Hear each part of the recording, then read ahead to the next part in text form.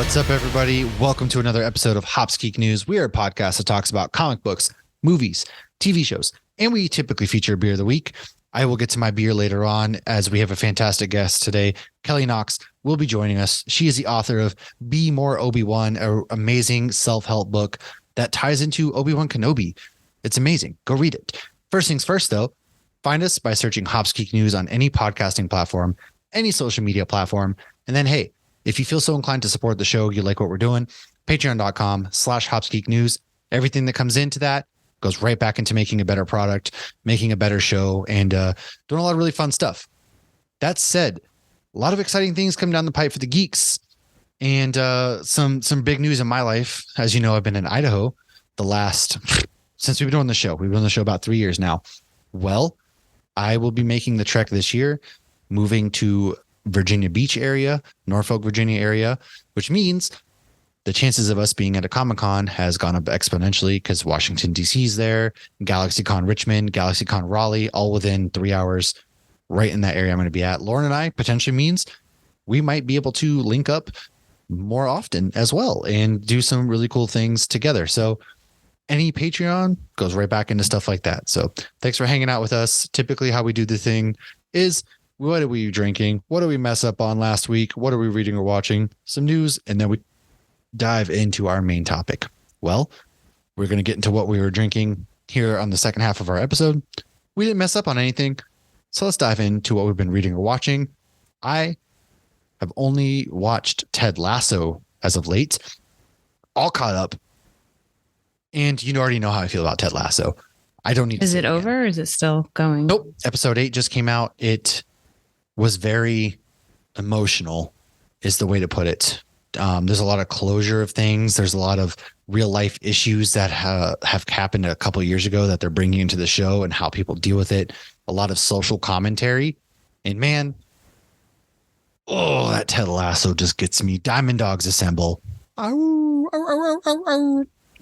talk enough about it, but that's all I've watched. Hey, guess what? By the time you're listening to this, both of us have seen Guardians of the Galaxy. Oh my gosh. So that's out now, and we will talk about that next episode. Lauren, what have you been reading or watching? So I started watching Ted Lasso, but I'm not caught up. And the books that I've both read this week, we will talk about when we talk about Obi-Wan, because they're both Obi-Wan books. And I watched Shrinking. I watched the whole season. It is already so good. It's only like 8 episodes. 10 or 9. Well, whatever. I watched all of them because it didn't say there like was 30 minutes long. To be fair, they're like 30 minutes long. It was really good. You enjoyed it. Yeah, very much so. It is laugh aloud funny. And I know you've talked about it on here, which is why I gave it a chance. But it's Harrison Ford, Jason. So it lived up to the hype that I was building. It exceeded it. I was literally laughing aloud. We did it, folks. Hilarious. That's amazing.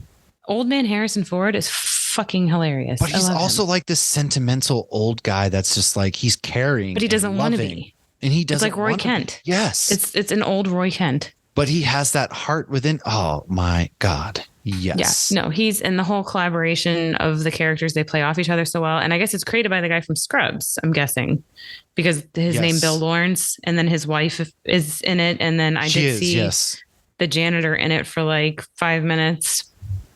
So maybe we'll get more Scrubs cameos in the future. Yeah. Apple TV, folks. Check it out. Yeah. Trust me. You are missing out. Might as well give it a chance. Such a good show. Such a good show. Well, let's roll into some news real quick. What you got for some news? Mickey's Not So Scary Halloween starts August 11th for anybody who wants to celebrate. Is that on time Halloween. Or is that early? It's a few years ago. This would have been early, but I think they started it just as early last year. And let me tell you, I do recall going towards the end of August last year, and I got to see some of it transitioning. So I feel like this is early.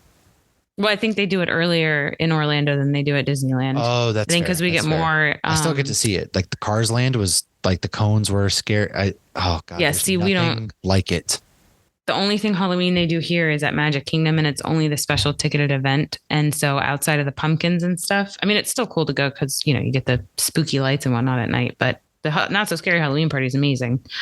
But they started doing everything earlier after COVID, but I think it's like as a local, I've complained about it. Like, it's not Halloween time. It doesn't feel like Halloween. Why is this out already? And then we've had friends who don't live here that are like, this is the only time we can go because once the kids are in school, it's harder to go.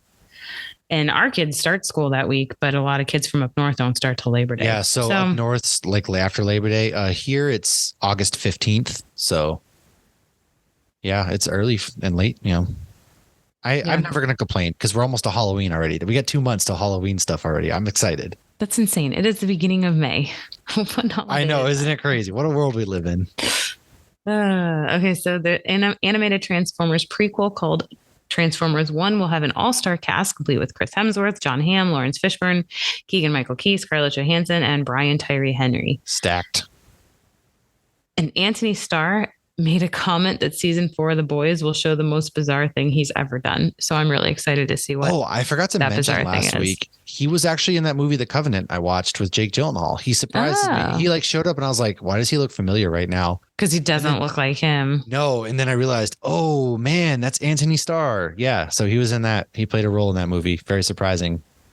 Yeah. Because he's got dark hair and then his muscles are in his costume. Yeah. And they actually have finished filming this season of The Boys, so I am probably betting that we're going to be on for another June release. If I was a betting man, I know that's a month from now. I feel like they would have a maybe date out by then. I don't know. You can never tell with Amazon. It might actually be August. Probably. Who knows? So some news that I got is Pedro Pascal has been cast in Ridley Scott's Gladiator 2. Seems like that's another stacked cast. The Writers Guild of America is on strike again.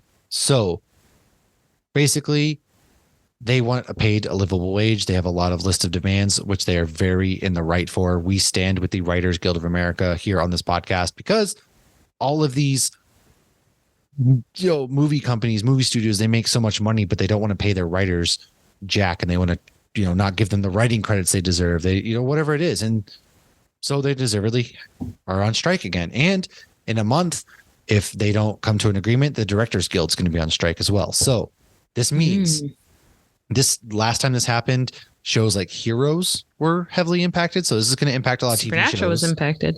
Yeah. And it's a big deal. That means your TV shows aren't getting written. Your movies aren't getting written. And you know what? I'm fine with it if it means that they're going to get taken care of better, because without good writers, you don't have a good movie. I'm sorry. I'll just rewatch Supernatural again. I'm okay with that. Exactly. I have a laundry list of things I need to read and watch. I can get to that. So you know what? As long as I get taken care of, that's all I care about. Founders Brewing in Detroit, I have actually been to this brewery, is closing. They have blamed COVID. Going to go out on a limb here and say that it's not COVID. It's kind of their racist tendencies, but that's just speculation, folks. Allegedly speaking, they've turned their comments off. They've turned their comments off on everything. So that's never a good thing. Yeah. Just saying. And last but not least, Dune Part 2 has a teaser trailer out. The film will release on November 3rd, 2023. Looks pretty good. That's all I have for news. So let's roll into your main topic, where we had a blast talking with Kelly Knox. She is a craft expert, author extraordinaire, and we're going to talk about Star Wars. We're going to talk a little about Marvel and her other books, but predominantly it's Star Wars month. So we're going to chat some Star Wars stuff, dive into some Obi-Wan. Hang around for that. We'll be back in just a moment. Hey everyone. I don't have much time, so I'm just going to get right to the point. My name is Jordan Arith, and I host a podcast called Hop Heroes. Myself and two of my good friends discuss comic book stories while drinking delicious craft beer. You can find us on... What's up, bro? What's going on here? Oh, hey, Zach. JR, how's it going? It's going well, man. What are you up to? Oh, nothing much. Just talking to myself, practicing lines. You know the drill. Oh, really? Because it sounded like you were recording the promo without us. And I'm just really confused as to why you would go and do something like that. I wasn't recording without you guys. And why did you knock when you came on? It's a podcast. That doesn't even make any fucking sense. Hello, everyone. This is Zach Barlow, the host of Hop Heroes podcast. You're not the host. I am joined weekly by my counterparts, Jordan and JR, and we will break down Great Brew and discuss the comic book universe.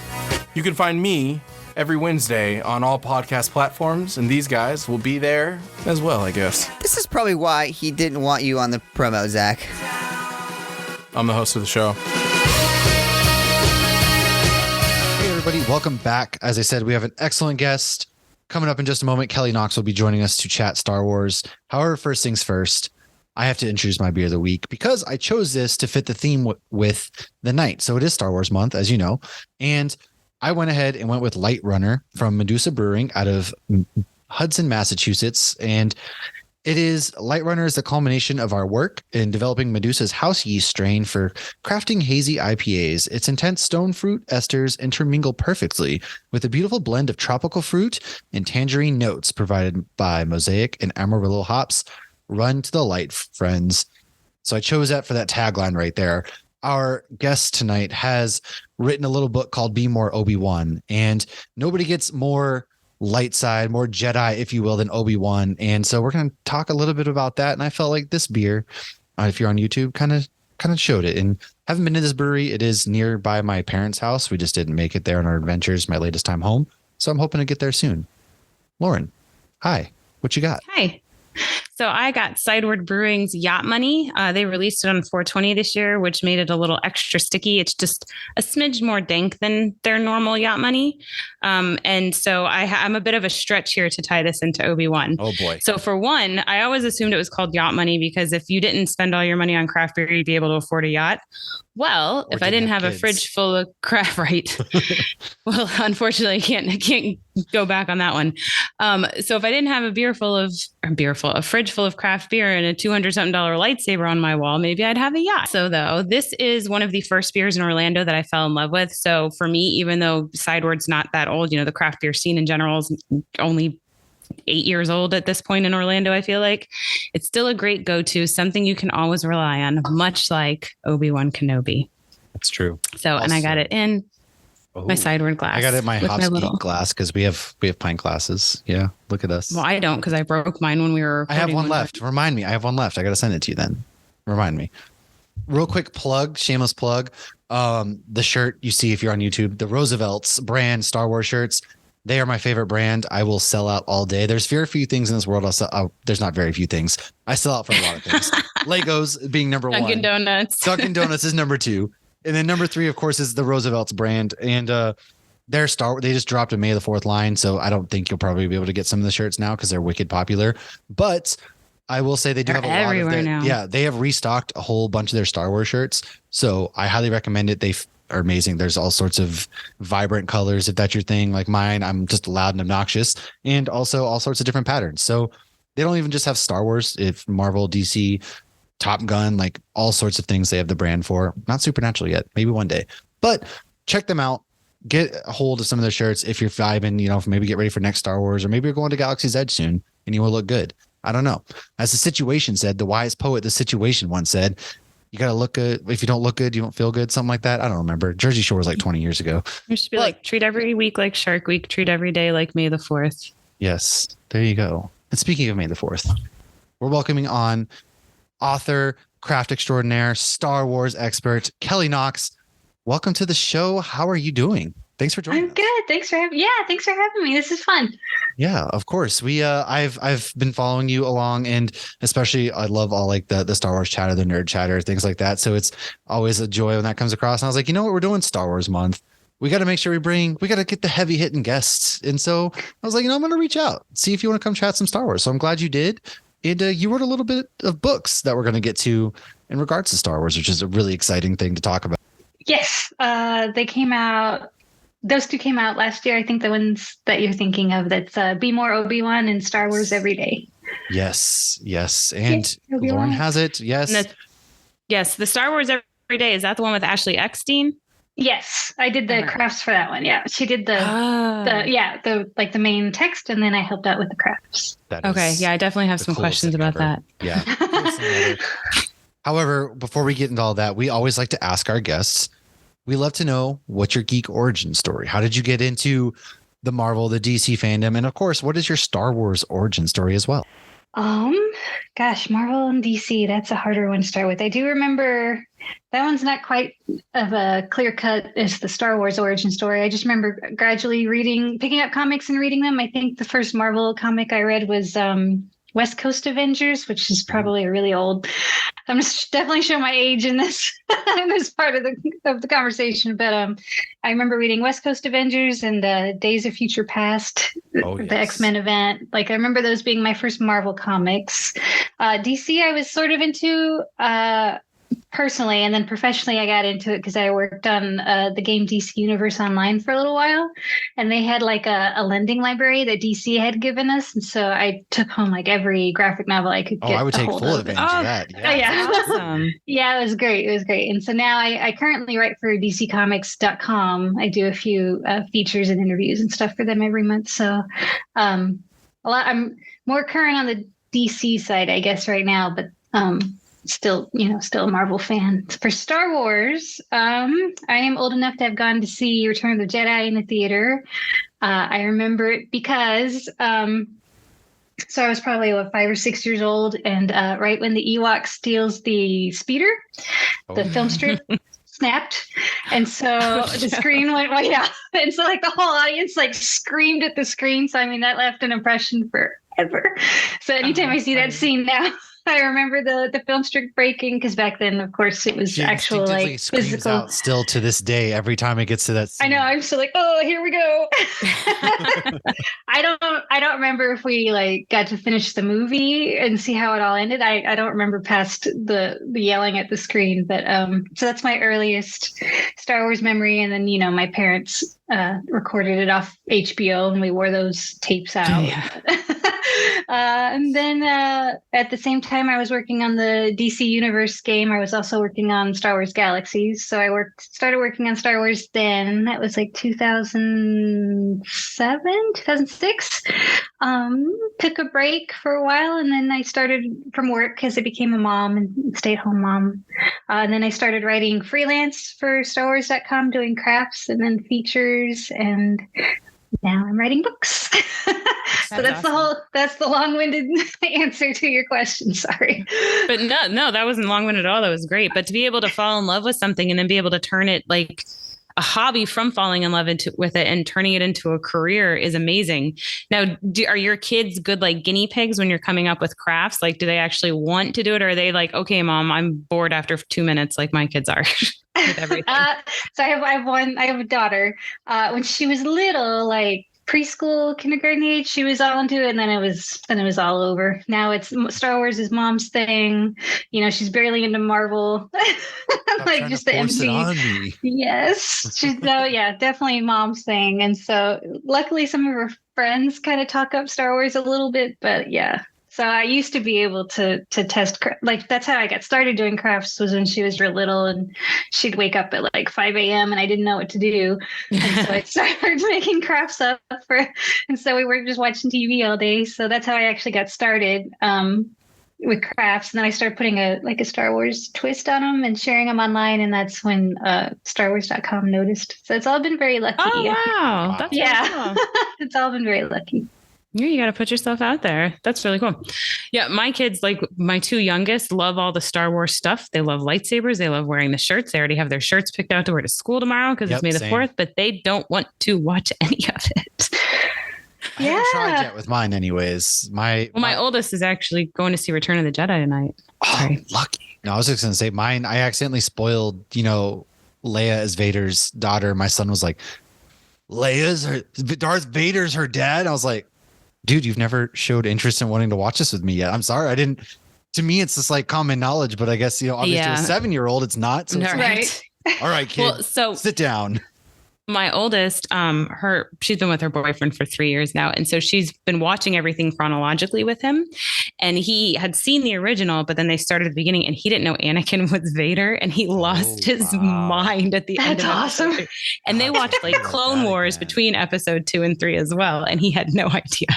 That's amazing. What an experience to have it. And she knew it was coming because she knew he didn't know. So she was like very excited to watch his expression. They're all in the room. They're probably listening to me now talk about them. Like, you're talking. That's amazing. The only thing my daughter's seen is, oh, sure, go ahead. Oh, no, go ahead. No, go ahead. By all means. I was gonna say the only movie I The only one she likes is Solo, because that one's such a It's a standalone. Yeah. It's a good movie. It's quick. It's you don't have to really follow along with a lot of stuff to get in there. So she really likes Solo. She didn't really like Force Awakens. She had no idea who anybody was. So after that, it was like, Yeah. You lost me. Yeah, No. but maybe one day. Yeah. My It 5-year-old will always do the comes full occasional circle. episode of Bad Batch. Yeah. Yeah. My kids do like Clone Wars, the TV show. I do have a question. So I came up in this debate. My wife, she was like, okay, you're going to sit your kids down. You're going to watch Star Wars. What's the order you would play it in for them? Because I say I'm 1, 2, 3 and on, but she disagrees with me. chronological, release order, personally. See, I have heard another way is you start with episodes 4 and 5. And then after we get to the climax point of Darth Vader being Luke's dad, you go back and rewatch 1, 2, 3 to see how he got to that point. And then people finish with Return of the Jedi, which I am debating possibly doing that. So it's always fun hearing other people be like, no, this is how it should be watched. Because you ask any Star Wars fan, you're going to get 75 different answers. That you can watch it. I think people are leaning a little more chronological today than they were 5 years ago, because there's so much more now with, Filoni and Favreau filling in all these holes that it gets too confusing. So to me, it's like, I need to know 1, 2, 3, 4, 5, 6. But so let's go into some of your books. So you've done the Be More Spider-Man and the Be More Obi-Wan series. So before we have our questions, do you want to tell our audience, for somebody who is considering buying the book, how would you explain the books to them? So that's a good question. Nobody's ever asked me that. They're kind of like self-help almost, but they don't really quite take themselves that seriously. It's kind of looking at the character from their movies, or I think there's even some Clone Wars in the Obi-Wan book, but taking a quote that character said and then using that to turn into sort of like a life lesson or advice you can take yourself. Ooh. Now, did you get to pick Obi-Wan and Spider-Man, or were they like, we want these books written, who wants to do Spider-Man and Obi-Wan? So writing for IPs, it's very much don't call us, we'll call you. So they approach you. And so they approached me with Obi-Wan and Spider-Man, but then I'm given the freedom to pick out the quotes that I want, the lessons that I want, and work that into the outline. And then we work it through and see what else we can, this one's not so good. Let's try and get this in. And so that's how the process usually goes. So you can still make it a little bit of your own baby, even though they're pointing you in the direction. Gotcha. Yeah. Because it for Obi-Wan in particular, I wanted to make sure to get Clone Wars in there. And I think I tried to get Ahsoka in there from Mandalorian. There were some things I wanted to get in there that I was really happy they let me. I was going to say they should come to you for a Be More Ahsoka book next. I would write it. Absolutely. Man. She's got some good quotes now. Yes. She's had some good quotes since the Clone Wars, but now she's got some really good ones in Mando. Yeah. She could have changed everything. Man. So I saw on your Twitter, you have a picture of Ewan McGregor reading the book. So were you with him when that happened, or did somebody take that picture? That had to have been a surreal moment, whether or not you were there. It was the most random thing, because it's not my picture. It was a very nice Star Wars fan had set up the photo op. I can't even tell you which convention it was. And he and his friends knew that they wanted to do lightsabers. They wanted to hold lightsabers and have them all attacking Obi-Wan, but he's holding something and have defending himself. And so the guy was like, I'll just get a book. And so he happened to find Be More Obi-Wan at the bookstore, and he handed it to him for the photo op. And that's how that picture. So because it's not my picture, I cropped out the very nice group. Yeah, the very nice group of friends that did it, who were all so excited and so happy to be there. And they said he was all in on the photo. So yeah, and then the guy was very nice and let me use it for my picture and sent me, just a happy accident. Yeah. So he sent me told me all that, and I was so happy. So. He said he saw you and probably saw one page of it. I was like, I'll take it. He knows about it, and my name's on it. Yeah. I'll take it. Absolutely. He held your book it's there in his hands, and that's all that matters. I would die just even setting eyes on this book that I did, right? I know, because there's no way. I don't know if there's no way, but I find it unlikely. He probably would have seen it otherwise. So it was great. It was really great. Oh, for sure. And you also did something else, Star Wars, the Star Wars conversation cards. What can you tell us about those? So those are coming up. I think August 1st is the release date. And I haven't seen it, the physical copy of it yet, but it should be like a box full of cards, 125 cards. And each one has a conversation starter, like a little icebreaker. And then there's a booklet that goes with it that kind of explains like the details of the question. So if it's a little too inside baseball for somebody, like there's like a list of like, suggestions or something like, what creature would you want as your pet? Somebody might not know any creatures in Star Wars. And so the little booklet will be like, here's some guys you've probably seen in the movies. And so I wrote the questions with like my dad in mind, like somebody who's seen the movies like once, maybe kind of remembers it. And so that's like but even if they're huge fans, they can get as deep into a discussion as they want. So it was kind of a balance between those two. So yep, they're all 125 questions about Star Wars that hopefully will spark some good conversations. That is so cool. Like that's something you bring to like a Comic-Con or things like that. And you're just like, hey, we're waiting in line. Here you go. You can play with like random strangers. And it's a really great like icebreaker. Like for a nerd bar. Yeah. Like if I owned like a geek themed bar, like I'd put those on the table. Like, I don't know if you've ever been, because you said you have a daughter, like I've been to the American Girl store many times and had lunch, and they have cards on the table for conversation starters. And it could be something like, what do you want to be when you grow up there? But like, that's way cooler. What Star Wars pet would you want to have? Yeah, that's cool. No, I have been to the American Girl store, but I've never needed the cafe. So that's cool. So what? Okay, and there are more times than I'd like. I feel you. What would be the Star Wars pet you would like? Oh, what a hard-hitting question, Matt. Yeah. I know. Yeah. Actually, I didn't like even writing the questions. I didn't ask myself all of them. What pet would I want? It's kind of cheating to say I want BD1, the little droid that's behind me, because he's not a creature, but I love him so much. He is so cool. He's so cool, but that's sort of cheating the answer, and it's only because I'm playing the game right now that's the first one that comes to mind. Maybe the Loth cat, the little kitty cat creatures from. Yeah, I think that would be like my technical answer. I feel like after Book of Boba, I'd want a Rancor. They're just like giant. I was thinking like a flock of porgs. I don't know why. I have chickens. So like a flock of porgs would just like, I'd have chickens already. I don't know why. That's first thing that came to my mind, which is funny enough. Well, they're cute. Yeah. And little. I mean, I don't know where I'd put a Rancor. I don't have a very big backyard.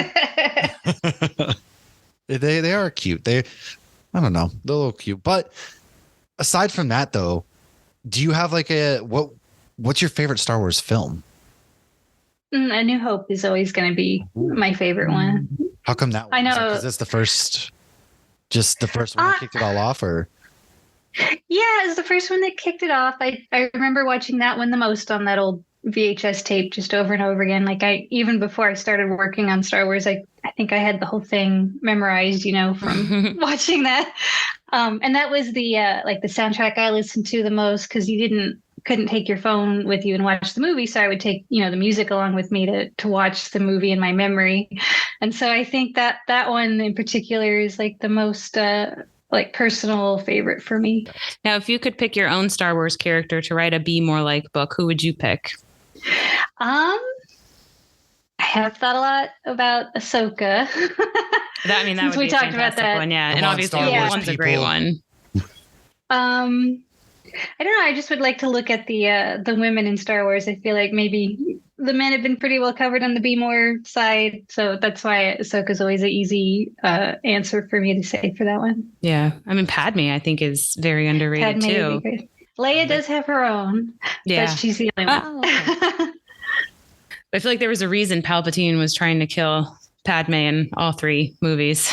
Get her out of the way. She was working against him too well. Yeah. Well, I'm going to guess your most cherished Star Wars memory. I was going to ask this, but I almost feel like was it seeing the film Rip during Return of the Jedi? I don't know if that would be cherished. I've been lucky to do like a lot of things, like I said, with my work. I met Mark Hamill once through a friend at a work event. That one's a pretty fun memory because my friend, he was in marketing, and we were at the DC Universe. I can't believe how many times DC Universe has come up. DC Universe Online launch party at San Diego Comic-Con, and Mark Hamill was there because he did the Joker voice in it. And so my buddy, who I worked with at Sony, he was like, "There's Mark Hamill," and I was like, "I can't go say hi." And he goes, "Watch this, watch this." And so my friend brings me along. He's like, "Mark, hey, how you been? So good to see you." And Mark, of course, is like trying to be polite, has no idea who my friend's like, "I want you to meet Kelly. She's been trying to meet you." And I was like, "Hi." Those are the best stories. He seems like such a cool dude, though. Yeah, he was so polite, and so that Mark Hamill was so confused. He took a picture. It's the worst picture I've ever taken in my life because I'm like, it's Mark Hamill. If it makes you feel any better, I have a picture with David Tennant where I was getting his autograph, and I was like, "Okay, can I take a picture real quick?" He goes, "Technically, no, but if I happen to look up as you take it, they can't see." So I snapped it. And it's my big head in the way and like his face cut off. And I'm just like, oh my God, I can't believe I did that. But it's still like you can still see David Tennant like in it. Oh man. So we all have a story like that. And that's what makes those like the best stories. Yeah, the best worst picture. Yep. Yes. Just create an album of just those kind of pictures of just people meeting celebrities. But that stuff probably happens to them all the time. That to them, they don't even think twice about it. Yet we're still like having anxiety about it. Like, oh my God, they thought I was crazy. I know. He absolutely does not remember. He's going to be like, I already forgot about it. Yeah. Which is good and bad. It makes you feel better and worse. But I always remember my friend for pulling that off for me. I always thought that was the smartest thing ever. Just act That's like you have belong. you met my friend? Act like Kelly? Yeah. Act like you belong Fake it there till you make it. Nobody's going to say anything else. Well, she did belong there, though. Yeah, you belonged there. You did belong there. Technically, you were at the events. Yeah, you were at the events. So you were in the same room as Mark Hamill. So you technically belong there in the way I see it.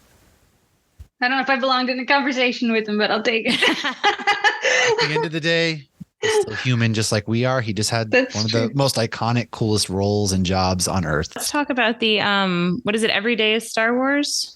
Star Wars Every Day, Star Wars Every Day. Oof. I should remember that. She even like Ashley Eckstein came to Orlando and did, well, she lives in Orlando, but she did something for it. And so it's got recipes, crafts, and it's just all these. I mean, this would be perfect for May the 4th or May or like we said, live every day. Like a good Star Wars theme party. Exactly right. Yeah. She organized it by month. And so every month had 2 crafts. And so Ashley had the ideas for the themes of the month and then had all the craft ideas, but only on like a top level. Like she wanted a sign for the wall. And so then it was my job to like figure out what the sign would look like or, how to make it and all that stuff. So very high level was all Ashley. And then she brought me and Elena in for the recipes and the crafts. So is it like for October? Is it something spooky Star Wars, or she just wanted something for each month in general? It is loosely tied to the month. It wasn't. I did a pumpkin. I was like, there was something I did. I did a pumpkin with the Sarlacc coming out of it. So there's so all those instructions are in there, and it was really fun because I would make them. I made them all here in my house and then shipped them off to be photographed. So it's kind of fun to look in the book and be like, I remember making that. That was in my office. Like that's kind of cool. That is cool. Did you do something for Life Day for December? Well, I guess technically it's in November, but there was to celebrate in December. She had a very specific idea for like the holiday gift because it was something she had received. And so I remember doing that one. It was a coaster, like a tile coaster with a picture book, like Star Wars picture book images on it. And then I think like a tree ornament. So not really Life Day specific, just more holiday specific. But yeah, every month kind of ties loosely to the general holidays, Earth holidays. Yeah. Do you have like a favorite Star Wars recipe at all? I have not. I am not great at cooking. Me neither. Yeah. My Jen Fujikawa, who does the recipes for StarWars.com, she makes the greatest stuff, and I wish I could try some of it, but it's also and I haven't tried anything in the book either, so I'll have to look through there one day and see if something in there looks like within my skills. That's what I see. A lot of people trying to recreate some of the recipes at Galaxy's Edge. And they're like, oh, this is how you make this cocktail or this coffee or calf or like the Ronto Roosters wraps and stuff. And I'm like, how are you guys figuring all this out and then doing it at home? It's impressive. A lot of patience involved. Yeah. But for some people, it's truly like a hobby. Like for me, cooking is not a hobby. My daughter, she has like one of the Disney cookbooks and there's some Star Wars stuff in it. And she's made the cookies with the cookie cutters. But yeah, I don't have the patience for it. But she's made some awesome stuff. We did a guac Yoda one year with like we did olive eyes. Yeah.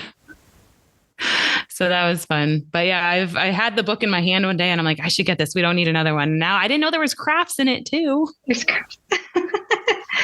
See, that's my forte. She can cook. I like to do the crafts. Yeah, that's true. Lauren is very crafty. I do like to cook though. I do. So I need to every time I sit down to cook, I'm like, what do I need to, I don't know why. I always forget in my mind. I have these grand plans. I'm like, I'm just going to make the most basic stuff that I always make. Cause that's what I do. I don't know. Right. It's just like, oh my gosh, we've been talking about all the good sides of Star Wars.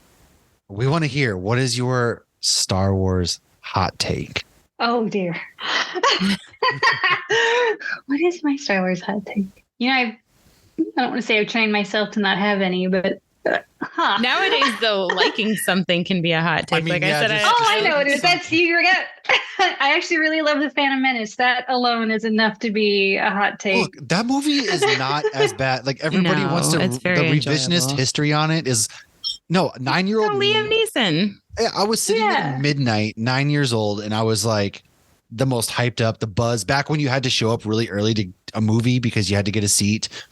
I don't know if it's like that, but that movie has one of like the best lightsaber duels of all time. Nonetheless, like you have Obi-Wan, Qui-Gon, and Darth Maul. Like the first time we see an actual Sith Lord besides like Darth Vader on screen, and it's like this is insane. And then space battle, it has it all. Space battles, it has lightsaber duels, pod racing. Even then, like I played the pod racing game all the time on the 64.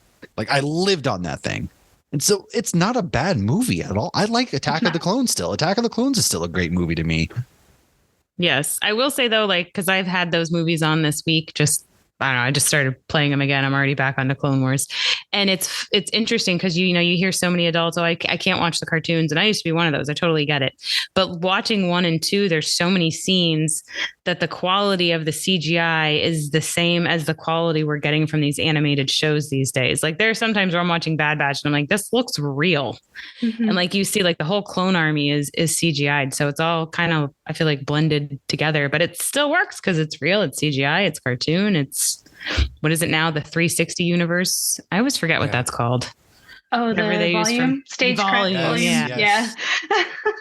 Such an easy word too, but I can't seem to remember it. Not for nothing, but like the Clone Wars animated series has some really heavy moments in it.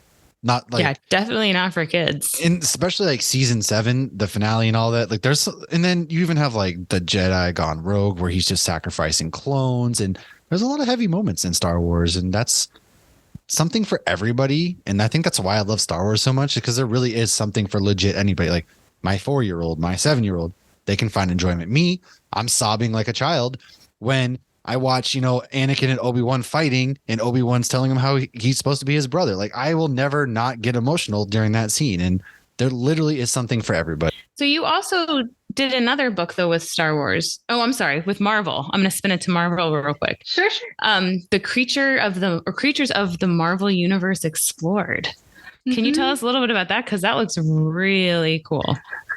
So that one's called Marvel Monsters, and then the creatures, it keeps going into the creatures. So that one was, gosh, I can't even remember how many monsters now, but that one was sort of like a throwback to the old 60s and 70s comics where before superheroes, Stan Lee and Jack Kirby and all those, Steve Ditko and all those guys kind of focused more on like the big monster, like not kaiju, but those did come later in Marvel, but like the big attacking the city type monsters. And so that book is like an encyclopedia of their first appearance, which was like an old journey into mystery and books like that, like their history, their powers, all that fun stuff. And so it kind of goes through the years from the 60s all the way up until I think the early 2000s. There were a couple monsters in there, and so that one was really fun because it was really interesting to see the types of monsters that evolved for a while. Like for a long time they were an atomic accident when they first started out, and then like the reasons for each monster coming up, like was kind of evolved through time too. I think by the time we got to the 2000s, like it was like the end of the world because we were all worried about the year 2000 and stuff. Like so, it was really they're going to destroy themselves and like everything was coming to an end. No, I remember really my mom did not want me out at midnight that year. You better be I had to be like at my boyfriend's house at the stroke of midnight because Y2K was going to make all the traffic Twitter lights then go to buy off. into the doomsday hype. No, so you can kind of tell like where monsters were trending towards. Yeah, and so I think the most recently is like these world-ending apocalypse type things now, or the starting around that Y2K stuff. So it was really interesting to research. I'd never read some of those like really old books before, so it was a lot to learn, but it was the best kind of research. So. Mm-hmm. We do origin episodes on a lot of Marvel characters before the movies come out, and like that's the kind of stuff that I have in my personal libraries, the encyclopedias, and I actually have one for Star Wars. But I saw a picture of Ted or Man-Thing, and the artwork in the book looks amazing. Yes. Yeah, they did. They pulled it from like all sorts of books over the years. There's the cross sections. You might have seen that for Man-Thing. I keep hoping they'll keep adding more of the monsters into the MCU. I was pretty excited when Ted showed up. Yes, I know we both loved it. We would love to see more of Werewolf by Night kind of characters. Yeah, Werewolf by Night. There was a recent revamp of Werewolf by Night that was really good. Hopefully they'll get to that too. So yeah, lots of good stuff in there to draw from. Definitely. You also did another book as well, since we're throwing it back and forth here, but in kind of a monster vein. But you got to do the digital art book of Vader Immortal. Which I was like, which other book did I do? No, like it was. You've written so many books, she doesn't know which one. No, this game personally, it's a PlayStation VR game, which I had a lot of fun because it's like you're kind of that first time being that first person kind of lightsaber type action. So it was a lot of fun. So what went into creating like this digital art book of unreleased art? So that was really fun. That was a little difficult because there was a lot to pull from and to organize. But that one, ILM X Lab approached me about getting it together digitally for their physical release. And I already really loved Vader Immortal. I'd played it, and so I was familiar with it. So yeah, they provided a whole bunch of art, and then I, worked with them to sort through it and get it in a order that made sense. So it was a really, really fun project because there was so much cool art. Of course, couldn't fit it all into the one thing in time enough to get it out. And so it was all really great. And if you look through there's just some incredible. I mean, Vader always makes the best art. He's just a diva and poses with the He really is. For someone like, I'm all moody and he's still in his emo phase, but he really is like just pose a drama for the camera. And he does wear a cape and he doesn't fly. No capes. Yeah, well, he finds a way. He'll climb on top of the TIE fighter and swoop in. Like, he'll find a way to make those dramatic entrances or kills too. It's just like, okay, Vader, we get it. You're pretty badass. The opposite of a superhero landing. Yeah. So that was great. The team worked really closely with me with doing interviews and walking through the art. So it was a good inside look at Vader Immortal. That's awesome. Do you have a favorite Star Wars character then? It's Vader, yeah. Yeah. Definitely, I'm with you. I'm always between Ahsoka and Vader for various reasons. Just because Vader's such a tragic character, like he kind of just he fell into the oldest trick of the book, man. When you start having dreams about your loved one gonna die, and the oldest trick in the book. I hate like count how many times. I hate when my mentor starts making me have dreams about my wife dying. Dang it. But he is, you can always see, like, even though he has a helmet on, he emotes a lot of emotion more in like the Clone Wars and Rebels and things, like at the end of Clone Wars where he's looking up and sees the owl flying around. But still, it's a sad story, man. The dude had it all, and then he lost it all, and then he gained it all, but then he died. So spoilers. Spoiler. Sorry, kids, if this is your first who one. didn't know. It was easy to apologize to your kids. Vader is Anakin, and then he died. Yes.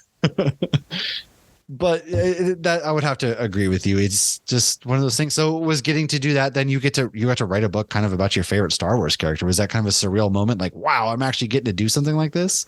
Yes, that was absolutely surreal. And for a long time, my favorite was Luke. And I think maybe writing that, and as time has gone on, I think that's why it kind of changed into Vader.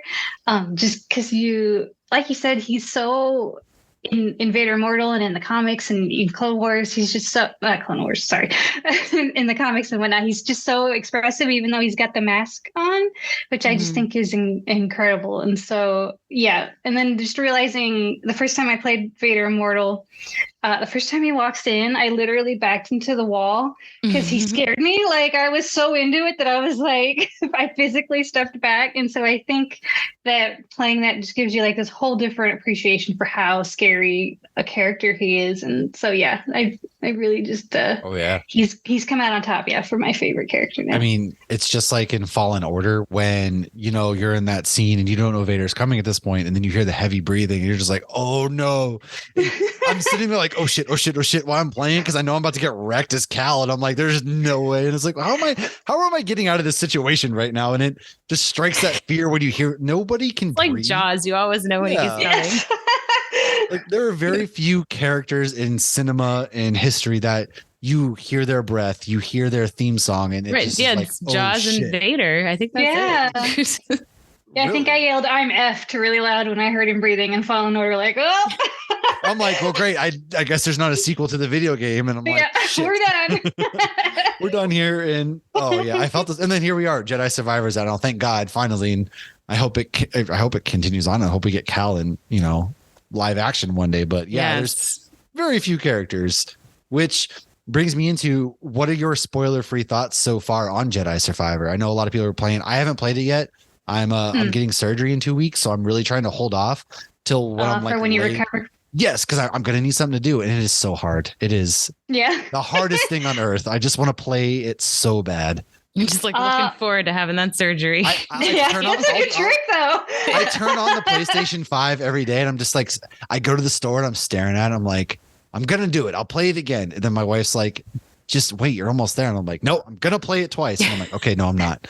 I'm cool, man. I got through you should hide it. My moment of weakness. I got through it. If you haven't played Fallen Order in a while, you should play that first. That's true. It's good. That's true. Yeah, it's good. Refresh. It's a good refresher. And you start Survivor with all the skills you learned in Fallen Order, which shouldn't be a rare thing in games, but it is. And so it's really nice. It wouldn't be. Yeah. So you already had like that muscle memory. Yeah. Yes. So if you find yourself weakening, definitely play sitting there Fallen staring Order. at it like itching my neck. I got to do this, man. Yeah. I recommend replaying Fallen Order. But yeah, no, it's great. I won't say much. I'm trying to somehow play as slowly as possible because I don't want it to be over. Yes, because very few things beat the first initial playthrough on like a game that you're really immersed in, because you can't ever recapture that. I played many games, like Horizon's one of my favorite games, and I play it through once, and you go to play through it again, you're like, oh, I know how to do this. I know what's going to happen. It's just like, doesn't have that special. It's still fun, but it's not like that magic in a bottle. Yeah. So yeah, now I just like try to explore every little nook and cranny, take my time while I'm playing. It's like, are you staring at a blade of grass right now? I'm like, yes, don't worry about it. Just give me time. And taking in everything. Yeah. There's just so much scenery. Okay. God, Jeddah is just beautiful. You're connecting with the Force. Mm-hmm. Yes. Oh man. So final question on my end is, if you could make any Star Wars movie or book or comic, what would be your story that you want told? Well, it's funny because you mentioned how heavy Clone Wars can get. I feel like Obi-Wan in particular has some pretty emotional moments in there. And it's his story with Satine. And when he meets her, he talks about how when they were teenagers, they'd met and spent a year on Mandalore. And so that's absolutely the story I would want to see. It doesn't have to be like a YA or kid story. It could be anything. But just, I can just imagine Qui-Gon watching over these two kids who are obviously in love. Yeah. But I just think it would be a really a fun story for them to explore, since they hinted at it so much in Clone Wars. Well, and they could end it with her being pregnant with Corky and hiding. Oh my gosh! And okay, but when you think about that, where is he? Does anybody know where he is? Nobody knows where he is. Nobody knows. Not yet, anyways. Hopefully, I don't know. That's the story I want to see, but. When you look at how Obi-Wan so obviously knew about Anakin and Padme, it's like, well, why he was kind of okay with it, because I feel like he really saw himself with Satine at this point. He was empathetic to it. And then Obi-Wan had just as tragic a life. I mean, he had to watch Darth Maul kill Satine, and Qui-Gon died in front of him. And then, of course, he lost. Darth Maul killed both of them. Yeah, that's definitely a story I want more. And then he still held him as he died. That is the true meaning of a Jedi right there. I'll probably mention this a little bit more at the beginning, but I read this today, a Star Wars, the Obi-Wan Kenobi comic, and it goes into when Maul died. It does. And it was, you got to hear his inner thoughts while it was going on, as opposed to what we just saw in Clone Wars. Well, yeah, feel free to chime in at any point. Lauren, at this point, I'm going to let you take away the Obi-Wan Kenobi. So this is a little bit of his timeline, as well as some fun facts mixed in. So Yoda had an apprentice. That apprentice was Count Dooku. Count Dooku had Qui-Gon Jinn, and Qui-Gon Jinn had Obi-Wan Kenobi. So Obi-Wan Kenobi was born on the planet Stujon in 57 BBY. BBY meaning before the Battle of Yavin. Before the Battle of Yavin meaning the main battle in A New Hope. When I first started watching, I had to Google that because I did not understand. Well, now I don't know how many people before the battle, then you have ABY, which is after the Battle of Yavin. Yes. So Stujon is canon as to the planet he's from. However, this started as a joke back in 2010. I Googled the crap out of this to verify this was true, and everything I read said it was true. It's okay. Jon Stewart, next week's what we messed up on. It's all right. Not your first time. Psych. Jon Stewart asked George Lucas what the name of Obi-Wan's planet was, and he jokingly replied, Stujon. This info is now in the official Star Wars encyclopedia. That's amazing. Obi-Wan was taken with parental consent at about 6 months old to be trained as a Jedi in Coruscant. He does not remember leaving his home planet. And in the Disney Plus show, he tells Leia he thinks he had a brother. All right. But can we talk about at the same time, the Jedi Order, for as high and mighty as they were, they also had a lot of problems in the way that they did business. We're out here just taking 6-month-old babies. Well, that's why Ahsoka should have been more in power, because she was, I feel like, one of the few people that was calling stuff like this out. Not necessarily that directly, but just that's why she's my favorite, because it's Mace Windu's over there. We don't need your input, citizen. It's I guess I wonder why you're all about to get murdered right now. I guess they take them away before they have attachment to their parents. I mean, yeah, but never mind. Jedi can have no attachments, Matthew. No, but they can have fun. No, they can't have fun. Well, friends with. No, you can't have friends. Just benefits. Oh, this is leading down a dark path. Okay. Obi-Wan is still a Padawan in this, and he meets little Annie, and he cuts Darth Maul in half after watching him kill Qui-Gon. As a result, he takes on Anakin as his Padawan because he promised Qui-Gon he would as he was dying, and Obi-Wan then becomes a Jedi Knight. A very big oversimplification of things, but yes. Well, we're not going to go into everything in detail. This is a refresh your recollection to better celebrate, and because there's so much. Obi-Wan was there. He had a cool Padawan braid. They start with the Trade Federation. He cuts Darth Maul in half. Everybody lived happily ever after for another 10 years. I guess the mullet's more episode 2. It's 3. So Filoni believes that if Qui-Gon had survived and trained Anakin, the boy would have grown up with the father he needed, not the brother he didn't. It's true. Ooh. That's true. 100%. Can't be friends with your kids. Because Qui-Gon Jinn was very much he recognized the faults in the Jedi Order. And so he could have sympathized with what Anakin was going through, and Anakin needed that mentor, whereas Obi-Wan more blindly followed the Republic, the Jedi Order, and he didn't quite see. Everything was kind of black and white to Obi-Wan, whereas Qui-Gon operated more in the gray area. And so did Ahsoka, and so did Anakin until he went full dark. So yeah. Listen, Obi-Wan was a soldier hanging out shirtless, just staring into Coruscant. The next minute you're choking your wife. They can relate. Well, I mean, okay, that can go down a dark path too. I was going to say some wives like that. No. Okay, so now we're on to episode 2, Attack of the Clones. Our guest is just going to vanish. Just be like, I'm out. Sitting there wait a second. I just have to mute myself from laughing so much.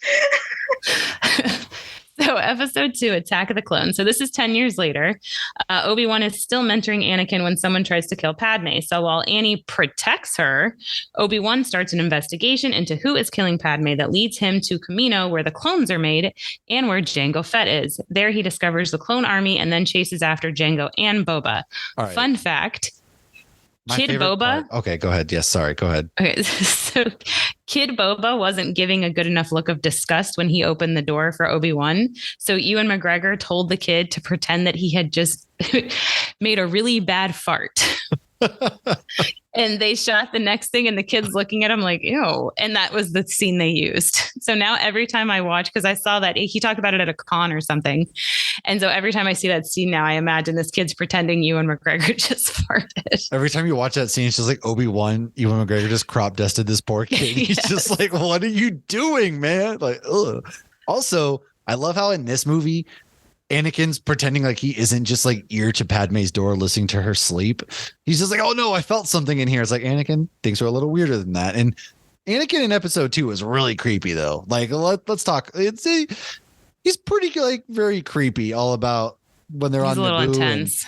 He comes across kind of strong. I guess Padme was into that. Me, like turn tail and run because the signs were there that at some point he was going to choke you out on Mustafar. Let's just say the signs were there. Okay. He was definitely a little toxic. Not gonna lie. I'm sure there was a lot of other senators Padme could have fallen for. And then guess what? The Republic wouldn't have fallen. I mean, it should have, probably would have at some point, but it would have been. But delayed. Maybe Palpatine would have had her killed before if Anakin wasn't. Palpatine's just sitting here like, no, God dang it. I know. Anakin, Another come on, obstacle man. to kill. Do you have to be so creepy? This could have been easy. So in episode 2, he ends up on Geonosis and Dooku tries to recruit him. Which Dooku too, I feel like he's a little more in the gray area as well. Like he told had Obi-Wan exactly what was going down. Okay, he told them all. So this is not on that man at all whatsoever. Yep. So Obi-Wan says no, and that's when everybody shows up to save him. And now we have clone troopers. We do. The Clone Wars. So begun. The Clone Wars have. Do you want to take over Clone Wars? Oh, sure, baby. Yeah.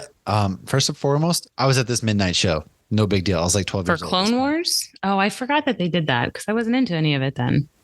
Were you old enough then? I was.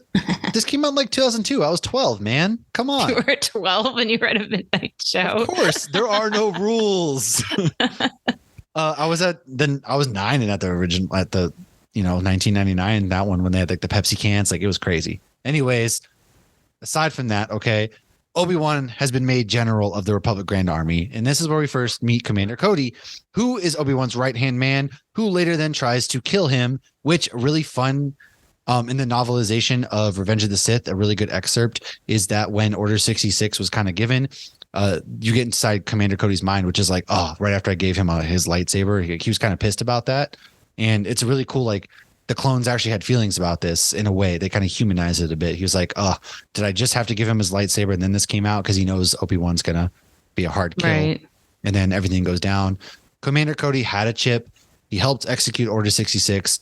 They blasted Kenobi off, in the sinkhole in Utapau. However, in Bad Batch, which takes place after the events of Order 66 and Episode 3, we see that he leaves the Empire because he couldn't kill someone he felt that deserved to die, which was a really emotional scene in that this was season 2 recently. It went down. It was really good. And you could just see Commander Cody. And at first it's kind of breaks your heart because you're like, dude, what? And then the whole thing goes down and he leaves and you're like, oh, thank God. There is. Well, you wonder, like, these chips must have deteriorated that they're not, good soldiers follow orders as much anymore. Did Cody in the comic, did he try to fight it all? Like we see Rex trying to fight it. No. So he was at this point, the concept of like the chips and trying to fight it wasn't a thing yet. So the novelization came out right when like Episode 3 came out, and it the concept of the chips wasn't really invented at this point. And so it's just him being like, he knew this was an order. He was like, oh, why did I have to give this lightsaber up? Okay. And I have to follow this order. Gotcha. Pretty much. So from there, Obi-Wan learns that Maul got new legs, which is my favorite thing. He got new legs. Lieutenant Maul, you ain't got no legs. There was a brewery. I know I've posted it like a few years back. I think in 2020, not Tactical. Rock Pit did the can, and it was Forrest Gump sitting next to Maul, and Maul had malt legs. Oh my god! And it was Forrest Gump going, "Darth Maul, you got new legs." Well, it's like so crazy because you get introduced to him again. He has these spider legs, and you're just like, "This is the most ridiculous thing ever." And then by the time season 7 finally rolls around in season 6, it's like, oh yeah, I totally forgot that he got cut in half at one point, and he survived purely off of hate and revenge. And he ends up killing Satine, who is Bo-Katan's sister and then ruler of Mandalore. with the Darksaber, which he rightfully won. And then kills Satine with the dark saber. Yes, kills her. Satine and Bo have a random nephew that is nowhere to be found. We've already talked about this. Touched on that, yeah. The man is gone. Came up already. That came up organically. Yes. So in episode 3, this is where Obi-Wan learns that Anakin has killed a room full of younglings. No, it can't be. He tried to send Yoda after Anakin, and he was like, I'm going to go fight Palpatine. And Yoda was savage, all right? Yoda was like, no, you're going to go and you're going to kill this man yourself. And it's like, dude, that's harsh. Like, I kind of feel Maybe like he knows he's the only one who can get close enough. Yeah, I also feel like Obi-Wan probably could have taken Palpatine to a degree, maybe. Mace Windu clearly could have taken, Mace, this is all his fault. Anyways, stupid Mace Windu. Obi-Wan confronts Anakin and Padme. You turned her against me. All those wonderful cringy lines. However, this is my favorite Star Wars movie, so I will take no slander whatsoever against Revenge of the Sith. Zero whatsoever. Also, side note, it's much better when you do watch Clone Wars and you pause it and then you watch 40 minutes of movie and then you go back and forth. It's much, much better. I will say that, yeah. Side note, Obi-Wan kills Grievous. He used the blaster. He's like so uncivilized because Obi-Wan hates flying. He doesn't like droids. He doesn't like using a blaster. And after all this goes down, he goes to Tatooine to live his nice, peaceful life, which is where the events of Obi-Wan pick up. So, Lauren, finish us off. So Obi-Wan Kenobi, I absolutely love this series. This is when Obi-Wan starts being called Ben, which was actually a nickname from his past that Satine would call him. We meet the Inquisitors here we actually met in Rebels beforehand, and they're looking for and killing any Jedi who survived Order 66. So in this, Obi-Wan has to help rescue Leia, and in the end, Uncle Owen lets him meet Luke, who he has been regularly keeping an eye on from a distance.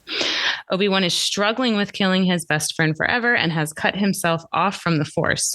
After fighting Vader, who says, "You didn't kill Anakin Skywalker, I did," Obi-Wan almost has relief, but more so can now mourn his friend and somewhat move on. This was his journey to becoming the Obi-Wan we met in episode 4, played by Alec Guinness. Yes. Kelly, I got to ask you, all right, what were your thoughts on, first of all, the final duel between these two, and then also Obi-Wan just, instead of finishing off Darth Vader right then and there, which he could have, letting him live? Like, how did you feel about that, how that went down?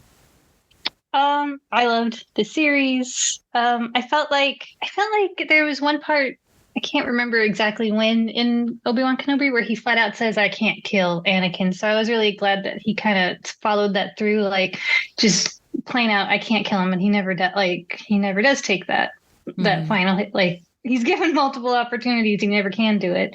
That show is great. That moment where he says, "You didn't kill Anakin," like, there's the old internet, what lives rent free in your head. That literally is something I think about like almost every day. Like how clever of a line, how neatly it tied into A New Hope. Like, yes, like it was so good. Vader killed your father, which is true from a certain point of view. Because that's what Vader literally told him. Vader has always lived. Yes, he has always lived that I killed Anakin Skywalker. Yeah. So everything about that final duel was just amazing. It was beautiful. So, the imagery, where the way they used like the lightsaber lights reflecting off their faces, they went from blue to red, and getting to kind of hear Darth's voice, but also like Anakin's voice. Oh yeah, when it flips. So good. it was perfect. It was honestly, that's another one of my favorite lightsaber duels in Star Wars right there, because it's just soul crushing again. Because Obi-Wan's like, I thought I killed him. I thought I was done with this. Turns out I didn't. I have to relive this trauma all over again. And it's just, but he was almost relieved. He was relieved when he realized he didn't kill him too, because he had always carried that guilt, I feel like. But just after seeing that split mask in Rebels, like, I wanted it in live action, and we actually got it. Mm-hmm. That's true. We did. And beautiful, beautiful. Which takes us into Star Wars Rebels, where we finally get some closure between Darth Maul, or he's just Maul, obviously, at this point. And he shows up on Tatooine looking for revenge, and they kind of duel. And he actually Maul tries to use the trick that he did on Qui-Gon, hit him in the face, stab him in the heart. And Obi-Wan slashes him, holds him in this another moment. He's like, is he the chosen one? And Kenobi says, yes, he is, which brings me to the next question. Who is the real chosen one? Is it Anakin or is it Luke? I'm going to go, it's Grogu. I I will say one. That's a question in the conversation cards. Is Anakin the chosen one? Nice. Two. There was a. I think he always has been. Anakin always has been. If you go back and watch the making of Obi-Wan Kenobi, Hayden Christensen flat out says that George told him that even when Anakin is Darth Vader, he's still the chosen one. And that's another live rent-free in my head thing that I think about sometimes, because I think that's so, for one thing, it very obviously stuck with Hayden Christensen. And then just to think about how that still applies to Darth Vader and Anakin as a character, I think it's just really smart storytelling. Yeah, Agreed. That was a beautiful documentary. Very emotional. Yeah. I agree with you. So on Disney Plus for anybody who hasn't seen it. I definitely think Anakin has always kind of been the chosen one, because at the end of episode 6, he does bring balance back to the Force, technically, with disposing of Palpatine. So in my mind, he's also the chosen one. Yet somehow Palpatine survived. No, he didn't. Oh, okay. And in episode 4, however, A New Hope, this is kind of our first introduction initially into Obi-Wan, where we get the hologram where Leia's like, help me, Obi-Wan Kenobi, you're my only hope, which they also kind of explain as well in the Kenobi show, because he's like, hey, if you ever need anything, we don't know each other. Like, I don't know you, you don't know me. Right. And So she's that's playing kind of dumb. that's how she reaches out. I thought that was clever, personally. Obi-Wan gives Luke And that's why he's like, who is this droid? I don't know this droid. I've never seen this droid before in my life. That is also one of those, like, what droid is this? And it's like, okay, come on. All these adventures of you and R2, the adventures was of like you, Brady R2 Bunch, sure, and Dan. 3PO, come on, man. But yeah, Obi-Wan flees with Luke after Uncle Owen and Aunt Beru were turned into barbecue by stormtroopers. And nobody seemed to really mourn these two who took I care feel of bad Luke. for them. They just kind of They like gave a up cliff note. Their death was an email. Yeah. But like Luke should have like mourned that more. Like that was his mother. That was his father. They probably didn't have any children of their own because they had to protect this one child. Yeah. And like then they just, they were barbecue fur. That was terrible too. Those freaking, it's like, did they buy those at like Spirit Halloween, the skeletons, and they're just like laid out there? Oy. This leads us to the end of the film. Pour one out for Uncle Owen and Aunt Beru. Obi-Wan fights Darth while all the kids are getting on the Millennium Falcon. He loses, but he more or less kind of like gave himself to the Force, and Darth Vader's like stomping on his cloak like, dude, what? And at this point on in Empire Strikes Back, Obi-Wan's a Force ghost. He guides Luke to the Dagobah system to be trained by Yoda. And from this point on, pretty much he reoccurs as a Force ghost. He tells Luke he has to kill Vader. He tells him about his twin sister, Leia. Luke's like, oh man, I kissed my sister. What? He doesn't seem that upset about it. He really was. It was weird. It's interesting, though, that he tells him you have to kill Vader when it's something he could never do. Well, yeah. He's like, dude, I couldn't kill your dad, but you know what would be a great job for you? Right. It's You like, killed your dad. And he seems very disappointed when Luke's like, I can't do that. And he's like, well, then we're screwed. I couldn't either, kid. All right. So one of us has to kill your dad. And seeing as I'm a blue ghost right now, I can't exactly do this. Yeah. Ultimately, yes, at the end of Return of the Jedi, we see young Anakin, depending on which version we're watching now. We see Hayden Christensen show up. It makes more sense, though, that it's Hayden Christensen, because that's when Anakin died. You know, that can be your Star Wars hot take for the day. I'll let you look at that. Okay.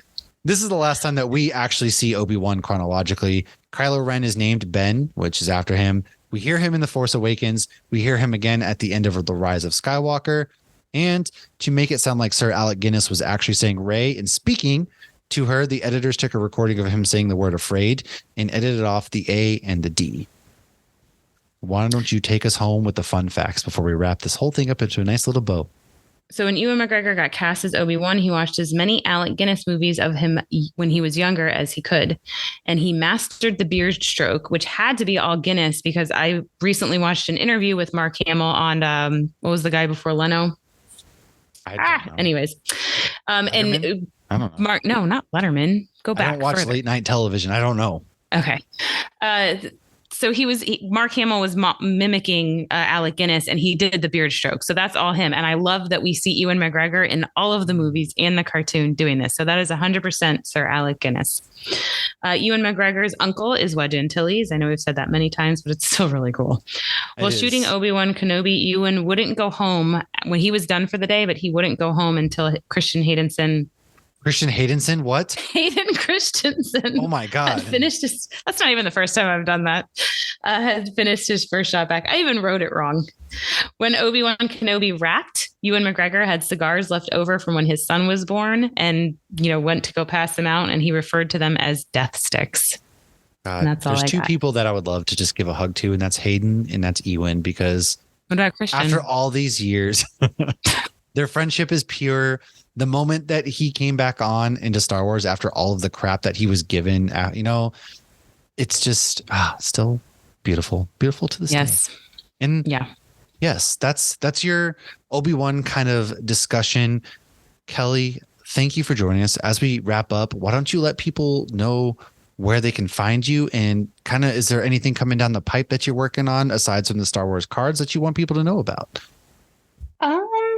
That's it for coming up. You can find me on Twitter at Kelly_Knox. I write for quite a few different websites. If you're into DC Comics or anime or any of those types of things, you can find me on several sites. So I love it. Well, thank you so much for taking the time out and hanging out with us. We love to chat. You always, now we like to say to all of our guests, you have an official home here. If there's ever anything that you're like, hey, I wrote this, can we talk about it? I want to promote this. By all means, you're welcome to come hang out. Even if you just want to talk video games, Star Wars, movies, whatever it is, you're welcome to come hang out. We appreciate having you. So thank you. And as we are now in a Star Wars month, if you all feel like, checking out any sort of articles on Star Wars, dorksideoftheforce.com, you might see yours truly out there writing as well. Lauren, come on, we're going to need you to start writing Star Wars stuff next to join the official club. We do. If anybody wants to check out the chronological order, that is on our website, just hopsnews.beer, then go to the Hops Geek section where our articles are. I did update it recently because I had to add Obi-Wan Kenobi. I had to add Andor. I had to add Bad Batch season 2. Never ends. So that is as chronologically accurate as possible without taking apart Clone Wars in severe detail. Yeah. So I still will refer back to that sometimes when I'm doing it, because you can do it on Disney Plus, but they don't do it that well. Yeah. You can watch the upcoming things for Ahsoka, but it doesn't roll into the next Ahsoka episode. It's the next episode. Oh yeah. That too. It's frustrating, we'll definitely do more Rebels episodes this summer before Ahsoka comes out. 100%. So. Check it out. Check out Kelly and all of her amazing work. Please do. Her links are going to be in the bio of this episode. Do so. And as always, folks, like us, subscribe, all those things that just feel may the weird force saying, be with you. Write a review, whatever it may be, support the show. That's how we continue to grow. And we will see you next week with another great episode. And now, Lauren, drop us. May the force be with you. May the force be with you. I was muted. Cheers.